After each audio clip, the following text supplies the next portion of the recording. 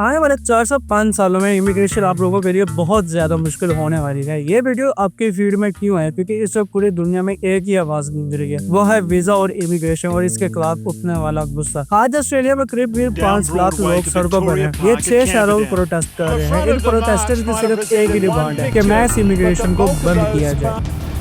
Summer 2024, violent anti-immigration protests a year later, and Britain is again grappling with a protest.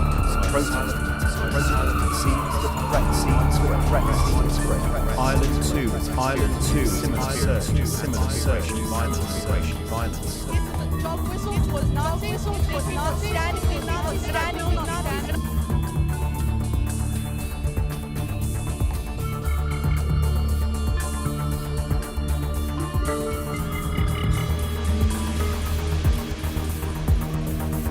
UK जिसे दुनिया tolerance और diversity के लिए जानती थी, आज अपनी ही परछाई से लड़ रहा है। यहाँ हर रोज किसी न किसी शहर में किसी न किसी इमिग्रेंट पर हमला हो जाता है। उनके छोटे घर जो उनकी उम्मीदों का मरकज है, लोगों की नफरत भरी निगाहों का निशाना बन गए हैं। उनके घरों पर पत्थर मारे जा रहे हैं, उनको धमकियां दी जा रही है और ये चीजें उनकी जिंदगी का नॉर्मल हिस्सा बन चुकी है उन लोगों के लिए जो अपना और अपने बच्चों का भला चाहते हैं। और इस नफरत भरी आवाज को एक प्लेटफॉर्म मिल गया है, डिजिटल प्लेटफॉर्म। दुनिया का सबसे पावरफुल लोगों में से एक शख्स Elon Musk UK immigration debate का एक अनऑफिशियल स्पोक पर्सन बनकर सामने आ रहे हैं। हर हफ्ते किसी भी टाइम कोई भी ट्वीट लीगल इमिग्रेंट को भी इनवेडर बोलना ये एक नई बट डेंजरस नॉर्मल बात बनती जा रही है। इलोन मस्क का हर ट्वीट एक डिजिटल स्टोन की तरह है जो सिर्फ ऑनलाइन ही नहीं बल्कि असली दुनिया की गलियों पर भी असर डाल रहा है। ऐसा लगता है हर एक ऑनलाइन हेट कमेंट के पीछे इनकी ही आवाज है। अगर आप लोगों को लगता है कि यह सब सिर्फ यूके में चल रहा है तो आप लोगों को गलत लगता है। यह हवा पूरी दुनिया में फैल चुकी है। अमेरिका में आईसी एक वेल ऑयल्ड मशीन की तरह काम कर रहा है। इस सिस्टम में एक साल में ही 3 लाख से ज्यादा इमिग्रेंट्स को रिपोर्ट किया है। यह नंबर इतना बड़ा है कि सोचकर ही डर लगता है। हर एक नंबर एक इंसान की कहानी है, एक टूटा हुआ सपना है। और फिर कनाडा जिसे दुनिया सेफ हेवन के लिए जानती थी, आज वहाँ का माहौल भी बदल चुका है। लोग वहाँ पर ट्रेंड चला रहे हैं, लोग वहाँ पर कैमरा उठा के बोल रहे हैं जाओ यहाँ से, take back Canada. Canada first का एक नारा सिर्फ एक हैशटैग नहीं रह गया बल्कि वहाँ पर पब्लिक मूवमेंट बन चुकी है।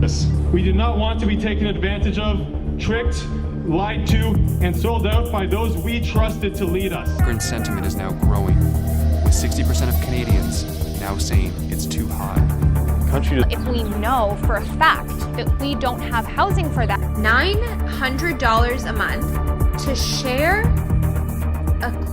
not even a king, where you can comfortably put a pillow barrier, a queen-sized bed with someone. goading them and saying the reason why you can't buy a home or you can't find a rental apartment that isn't under $2,500 a month, $3,000 a month is because of foreigners coming into our country, and that is absolutely egregious. आखिर क्या वजह है कि दुनिया का सबसे अमीर, सबसे डेवलप कहे जाने वाले ये 5 मुल्क America, UK, Canada, Australia, New Zealand, ये सब अचानक से इतनी घेराबंदी क्यों कर रहे हैं? क्यों अपने दरवाजे बंद कर रहे हैं? जर्मनी जैसे मुल्क की तो बात ही अलग है, जहाँ पर यह डर हमेशा लगा रहता है कि कोई नेशनलिज्म की लहर आएगी और इनको दूसरी दुनिया में धकेल देगी। ये सवाल कोई पॉलिटिकल शिफ्ट नहीं है बल्कि एक ग्लोबल साइकोलॉजिकल शिफ्ट है। अब ये सारा इमिग्रेशन का ड्रॉप सीन है क्या? ऐसे में आपको इमिग्रेशन में क्या क्या मसले आएंगे? क्या ये डाउनफॉल ऑफ इमिग्रेशन का जमाना आ गया है या फिर वो आइडियल खत्म हो गया है जिस पर वेस्टर्न ड्रीम टिका हुआ था? और आने वाले 4 से 5 सालों में इमिग्रेशन की कहानी किस डायरेक्शन में जाती हुई नजर आ रही है? आइए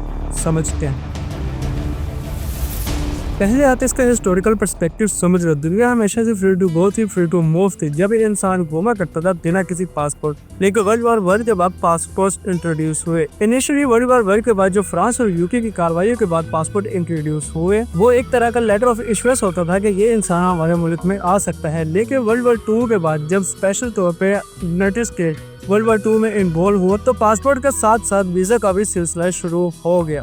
अब जब वर्ल्ड वॉर 1 में वर्ल्ड वॉर 2 में दुनिया की पॉपुलेशन मर चुकी थी, वेस्ट में ज्यादा पॉपुलेशन लॉस हो चुका था, देन दे रियलाइज कि अब हमें दोबारा से रिबिल्ड करना है। 1945 में जंग अजीम खत्म हो चुकी है, अब हमें अपने मुल्कों को तरक्की देनी है, बट हमें वर्कर्स की जरूरत है। क्या हमारे लोग काम करने के लिए तैयार है? ये एक बहुत बड़ा सवाल था उस टाइम पे। उनकी अपनी नई नस्ल अपनी ही आराम तलब जिंदगी में इतनी ज्यादा हो चुकी थी कि पढ़ाई मेहनत लगती थी, फौज में जाने का खतरा था, फैक्ट्री का काम गंदा लगता था। वेस्ट को लेबर चाहिए थे, उन्होंने इमिग्रेट्स बुलाए साउथ एशिया से। 1950 से 1970 तक का वो दौर जहां वो हिंदुस्तानी, पाकिस्तानी, बांग्लादेशी यूके के लिए न सिर्फ एक मजदूर थे बल्कि एक मसीहा थे। उन्होंने इनकी इकॉनमी को उठाया, नए सिरे से इनकी शुरुआत की। आज जब कोई कहता है ना कि go back to your country, को उसे पता होना चाहिए कि उसकी कंट्री को 70 साल पहले हमारे मुल्क से आए हुए लोगों ने बचाया ना। पूरे अमेरिका और यूरोप की $1 ट्रिलियन की इकॉनमी इन्हीं इमिग्रेंट्स के कदमों में टिकी हुई है। यह हमारा कंट्रीब्यूशन है इनकी इकोनॉमी में जो वो लोग आज भूल चुके हैं। रेस्ट को पता है, उन्हें एहसास है। जर्मनी को अंदाजा है कि 2030 तक उन्हें 50 लाख नए लोग चाहिए सिर्फ उनका सिस्टम चलाने के लिए।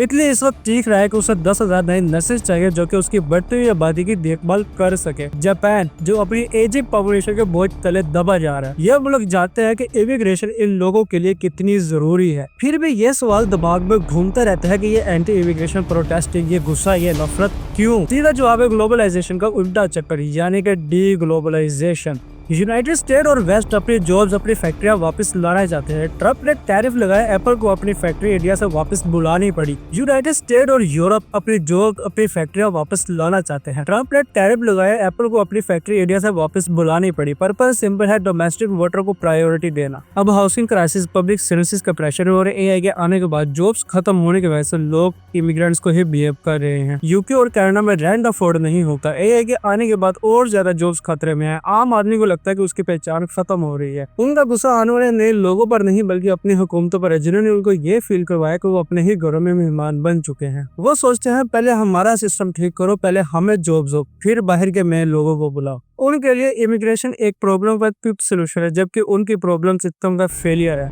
तो सवाल ये उठता है कि ऐसे में इन 5 मुल्कों के लीडर्स क्या करेंगे, क्या मूव लेंगे, जबकि उनके सामने एक तरफ इकोनॉमी का डाटा है और दूसरी तरफ पब्लिक का गुस्सा। उनका पहला कदम होगा अपनी खोई हुई जॉब्स को वापस लाना। जो फैक्ट्रियां चाइना, बांग्लादेश और इंडिया चले गए थे उनको वापस बुलाएंगे, अपने मुल्क में फिर से नई फैक्ट्रियां लगाएंगे ताकि अपने लोगों को एम्प्लॉयमेंट मिल सके। इमिग्रेशन पॉलिसीज को इस तरह से टाइट करेंगे कि उनमें से हवा भी ना गुजर सके। स्टूडेंट वीजा मुश्किल हो जाएंगे। वर्क परमिट के लिए इतनी हाई सैलरी थ्रेशोल्ड रख देंगे कि सिर्फ एलीट ही क्वालिफाई कर पाएगी।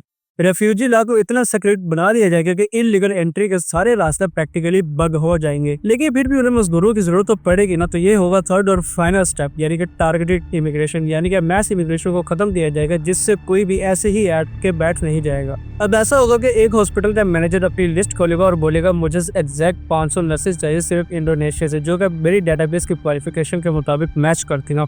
दूसरी तरफ एक टेक सीईओ अपनी लिस्ट खोलेगा और बोलेगा कि मुझे एग्जैक्ट 200 एआई स्पेशलिस्ट चाहिए सिर्फ इंडिया के आईआईटी से। सिर्फ इतना नहीं, ऐसे लोग आएंगे जिनके पास पहले से ही ऑफर लेटर होगा। वो आएंगे, काम करेंगे, टैक्स भरेंगे और चले जाएंगे। या फिर परमानेंट रहने के लिए इतने ज्यादा पैसे लगेंगे कि सिर्फ सुपर रिच नहीं पे कर सकें। ये नए आने वाले दौर का ब्लूप्रिंट। मैस इमिग्रेशन का जमाना खत्म, अब आएगा calculated, efficient, cold blooded selection का जमाना। लीडर्स अपनी पब्लिक को ये दिखाएंगे कि उन्होंने बॉर्डर को सिक्योर कर लिया है, लेकिन इनक्वाइटली बैकडोर से उतने ही लोगों को बुलाया जाएगा जितने कि उनकी इकोनॉमी को जिंदा रखने के लिए जरूरी होंगे। फ्यूचर में वेलकम करने के लिए इन्विटेशन होना बहुत जरूरी होगा और वो इन्विटेशन बहुत कम लोगों के पास होगा। हर मुल्क में प्रोटेस्ट तेज हो जाएंगे, पॉलिटिकल पार्टी और हार्डलाइन हो जाएंगी, एक दूसरे से ज्यादा आगे निकलने की कोशिश करेंगी। ऐसा माहौल बनेगा जहाँ हर किसी फॉरनर को शक की निगाहों से देखा जाएगा। लेकिन ये सब शॉर्ट टर्म का तोड़ है। इकोनॉमी इमोशन या पॉलिटिक्स से ज्यादा पावरफुल होती है। जब शॉर्टेज और भी बढ़ेगी, इंडस्ट्री रुकने लगेगी, जब बूढ़े माँ बाप का ख्याल रखने वाला कोई नहीं होगा, तब यही लीडर्स पीछे हटेंगे। तब जाकर थोड़ा रिलीफ मिलेगा, थोड़ा दरवाज़ा खोला जाएगा, क्योंकि ज़रूरत गुस्से से ज़्यादा पावरफुल होती है। तो ये आज की इमिग्रेशन की कहानी, एक ऐसी कहानी जिसमें ड्रीम्स और नाइटमेयर्स दोनों शामिल हैं, जिसमें अपॉर्चुनिटीज भी हैं और बंदिशें भी हैं। अब मैं आपसे पूछना चाहता हूँ, आपके हिसाब से अगले 4 से 5 साल जो कि हमारे देश का फ्यूचर है, वो इंडिया और पाकिस्तान के यूथ के लिए क्या लेकर आएंगे?